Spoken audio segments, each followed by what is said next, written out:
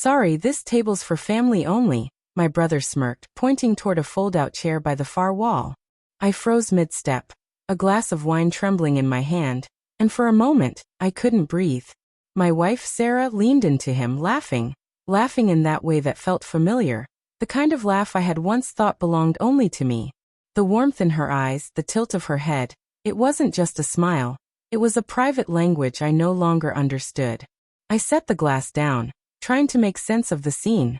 They were both whispering, heads close together, but even from here, I could catch fragments of words, shared jokes, secrets, intimacy that didn't include me. My chest tightened, a slow, insidious pressure that had nothing to do with the wine.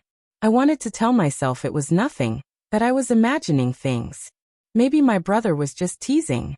Maybe Sarah was just laughing at his terrible joke.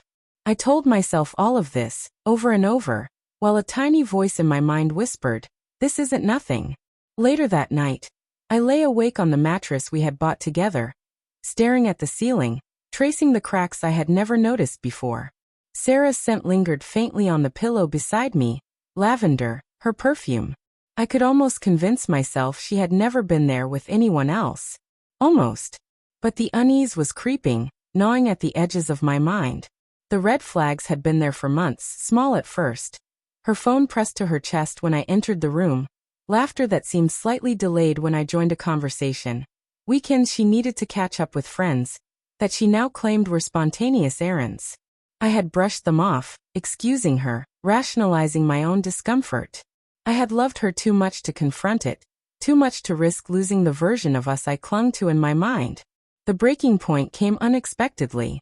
I was late at the office, finishing paperwork when a quiet ping from her phone echoed across the room. A single message, not meant for me, illuminated on the screen. "Can't wait to see you tonight. Don't tell him." Time seemed to collapse. The words burned into me like acid, twisting everything familiar into something grotesque. My hands shook as I scrolled through more messages, each one more damning than the last. I tried to close the phone, tried to breathe, tried to deny, but the truth had already carved itself into my chest. When I confronted her, Sarah didn't scream or cry at first. She just looked at me, a quiet, piercing calm in her eyes, as if she had been waiting for this moment. "I didn't mean for it to happen," she said softly. "I didn't plan it and I didn't know. I didn't think you'd ever find out." Her voice, the one I had loved for years, sounded alien. I wanted to throw her against the wall, to scream, to break something, anyone. Instead, I felt a cold numbness settle over me, a terrifying stillness that drowned out all other emotions. I left that night, suitcase in hand, but the betrayal didn't leave with me. It followed me like a shadow, stalking the edges of every quiet moment, whispering in the gaps where trust used to live. Weeks later, I watched them from a distance, not proud, not curious, just needing to confirm what I already knew. Sarah and my brother met in the park, sharing that same laugh, that intimate lean, the subtle brushes of skin against skin. It was a quiet cruelty, ordinary in its banality, yet it shattered the world I had built.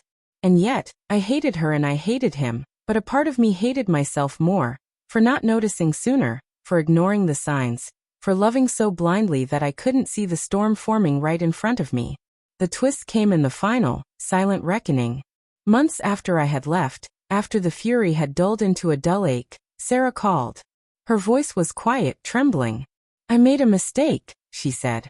"But I realized something. It wasn't just me. It was us.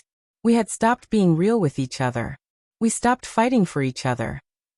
I listened in silence, the memories of betrayal colliding with the faint ember of love I still carried. I didn't answer. I didn't need to. The truth had left a mark deeper than apologies, and I realized the ultimate betrayal wasn't just what she did. It was that I had allowed myself to be blind to it, that I had given so much to someone who no longer wanted to fight for me. I hung up the phone and stared at the city lights from my apartment window. The world went on, indifferent to heartbreak, indifferent to betrayal. And in that indifference, I found something like peace. Not forgiveness. Not reconciliation. Just the quiet understanding that some wounds never fully heal. And perhaps they shouldn't. The memory of that night with the fold-out chair haunted me still. A smirk, a laugh, a gesture that would echo in my mind every time I tried to remember what love felt like. I took a deep breath and finally let it out. The betrayal was real. The loss was real. But I was still here. And for now, that had to be enough.